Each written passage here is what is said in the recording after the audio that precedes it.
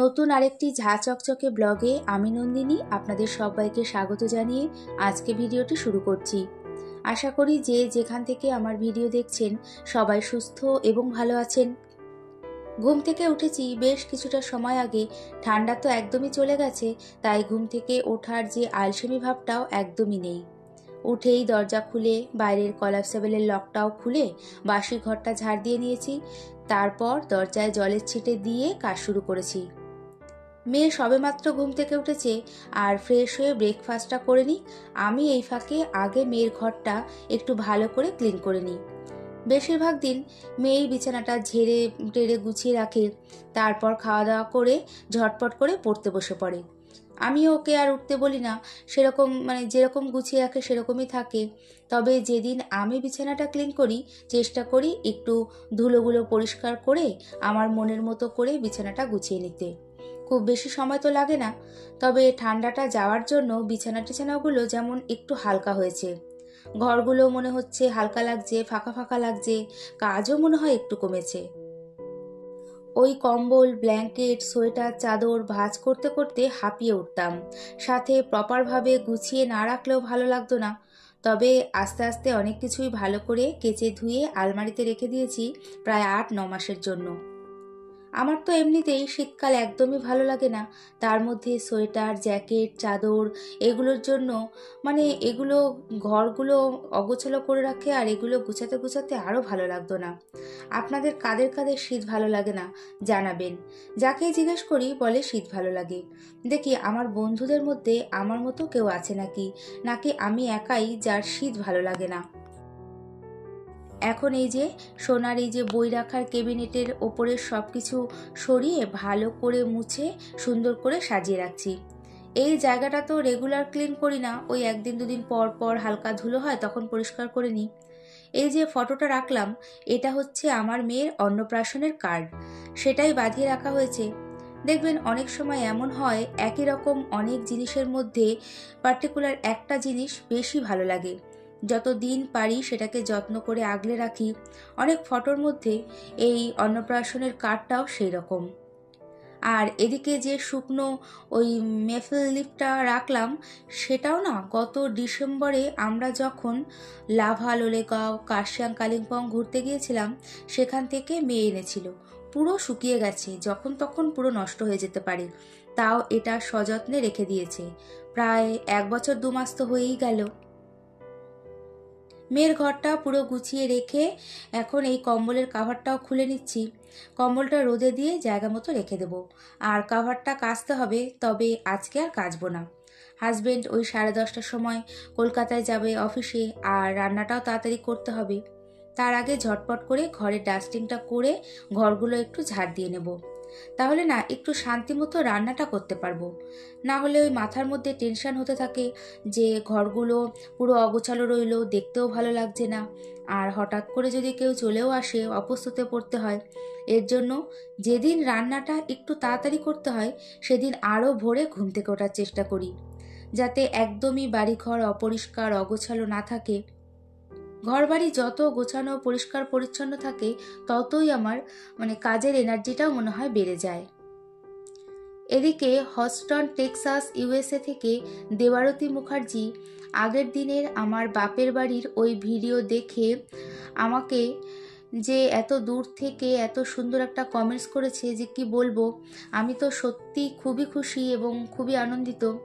আমাকে লিখেছে, আমি দেবারতী মুখার্জি, হস্টন, টেক্সাস, ইউএসএ থেকে লিখছি। লাস্ট 3 উইকস যাবৎ হঠাৎই স্ক্রল করতে করতে আপনার ব্লগ দেখা স্টার্ট করি। প্রথম দিন থেকে আপনার উপস্থাপনা, আপনার পার্সোনালিটি আমার নজর কাড়ে। এক প্রকার অ্যাডিক্টেড হয়ে যাই। Your organised lifestyle, your regularity and your discipline caught my eyes. প্রবাসে বসেও আপনার প্রত্যেকটা ব্লগ দেখছি এবং কয়দিনে আপনার সমস্ত ব্লগ দেখে ফেলেছি।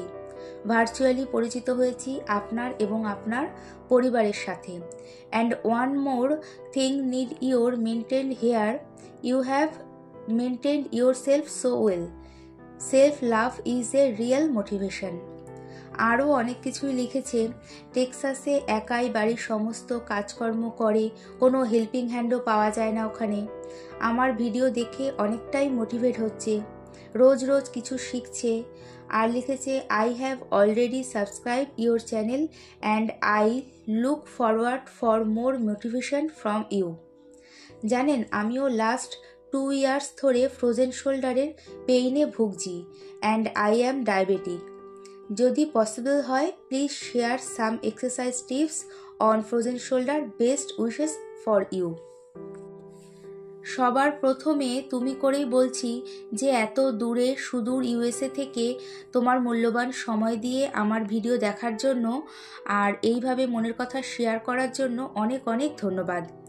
আর আমি না যেভাবে মোটিভেট হয়ে ঘরের A to Z কাজ একাই করি এবং সবসময় হাসি মজা আনন্দে থাকি, আমি চাই আমার বন্ধুরাও তাদের রেগুলার লাইফস্টাইলটাকে, ঘরের কাজকর্মগুলোকে ইজি ওয়েতে করে নিতে পারে।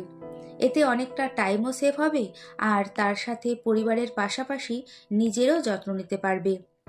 আর কিছু মনে করবেন না, ফটো দেখে তো বোঝা যায় না যে কে বয়সে বড় বা ছোট, আর বন্ধুদের তো তুমি করে বলা যেতেই পারে, তাই তুমি করেই বললাম।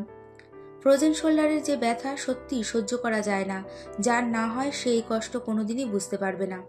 আমারও 1 বছর তো হতেই চললো। অবশ্যই একদিন ভিডিওতে এক্সারসাইজগুলো শেয়ার করব। আমি সপ্তাহে 3 দিন ফিজিওথেরাপি করি, আর দুটো একসাথে করছি বলেই আমার ব্যথাটা একটু কম আছে। তোমার আরও এইরকম সুন্দর সুন্দর কমেন্টসের অপেক্ষায় রইলাম। ভালো থেকো। কমেন্টস পড়তে পড়তে ঘরের অনেকটা কাজ করা হয়ে গেছে, সেটা তো শেয়ার করেছি। আর এখন ফুলকপি, সিম, গাজর, মটরশুঁটি, টমেটো সব কিছু দিয়ে একটা তরকারি করছি, আর দিয়েছিলাম বেশ কিছুটা পনির। সমস্ত সবজিগুলোকে আলাদা আলাদা করে ভেজে নিয়েছিলাম আর জিরে আর শুকনো লঙ্কা ফোড়ন দিয়েছি। তরকারিটা খেতে কিন্তু দুর্দান্ত হয়েছিল, কোনো রকম জল ইউজ করিনি। এরকম তরকারি ভাত, রুটি, পরোটা সব কিছু দিয়েই খেতে ভালো লাগে। আর করে নিচ্ছি পাবদা মাছ।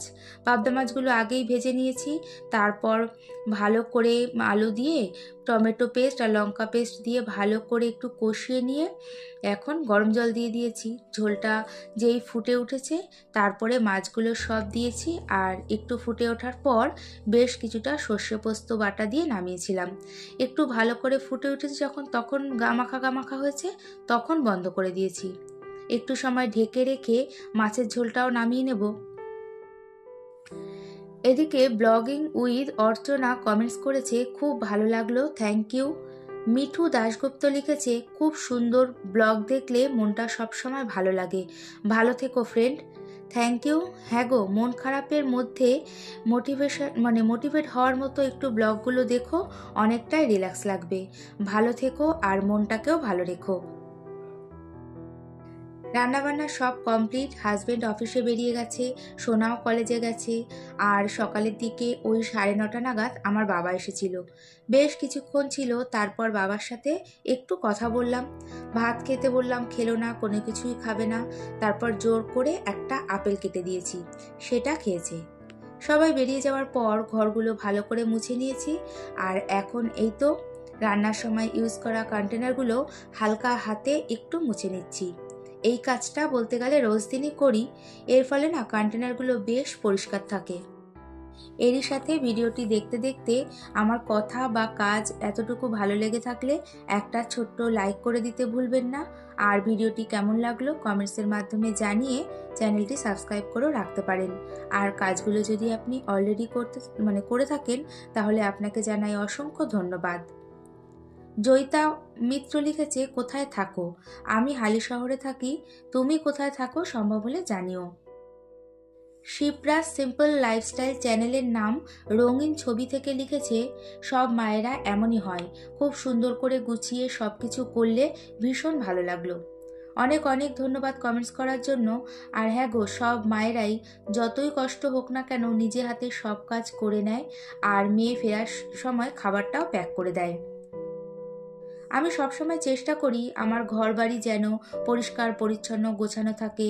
আমার যা আছে, যতটা আছে, সেটা দিয়েই আমি ঘরগুলো সুন্দর করে গুছিয়ে রাখি। এরই সাথে ঘরের এমন ছোট ছোট জিনিস থাকে যেগুলো অপরিষ্কার তো একটু হয়, সেগুলো কাজের ফাঁকে সময় করে ঠিক ক্লিন করে নিই। যেমন আমার এই ছোট্ট ডাস্টবিনটা আর এই ডিশ ওয়াশ রাখার যে কন্টেনার মতো এটা, এমনিতে দেখে খুব একটা ময়লা মনে হয় না, কিন্তু কলের পাশে থাকে তো জলের দাগ ছোপ পড়ে যায়। আমাদের এখানে তো জলের প্রচুর আয়রন থাকে। এই যে ভালো করে স্কচব্রাইট দিয়ে ব্রাশ দিয়ে পরিষ্কার করে নিলাম, 3-4 দিন পরই মনে হবে যে এটা কি ময়লা রয়েছে। তাই এখন ঠিক 2-3 দিনের মাথায় এটা আগে থেকে পরিষ্কার করে নিই। ঝর্ণা এজেন্সি থেকে লিখেছে, তোমার মতো আমরাও 2 বোন, মায়ের কাছে গেলে খুব মজা হয়। আমার বাবা নেই গো, অনেক ছোটবেলায় মারা গেছে। হ্যাঁ গো, মায়ের কাছে সবাই একসাথে গেলে দেখবে খাওয়া দাওয়া যাই হোক না কেন আনন্দটা খুব বেশি হয়, আর মাও খুব শান্তি পায়। যখনই সময় পাবে মার কাছে যাবে। আর তোমার বাবা নেই শুনে খুব খারাপ লাগলো। ঘরের সমস্ত কাজ কমপ্লিট, এখন বেশ অনেকটা দেরি হয়ে গেছে আজকে। এখন স্নানে যাওয়ার আগে রোজের মতো 1 গ্লাস জল খেয়ে নেব। দিনের মধ্যে বেশ কয়েকবার এরকম 1 গ্লাস করে জল খাই, এতে শরীরে জলের ঘাটতিটা প্রায় অনেকটাই পূর্ণ হয়ে যায়। আজকে ভিডিওটা এখানেই শেষ করছি, আর সবাইকে অসংখ্য ধন্যবাদ।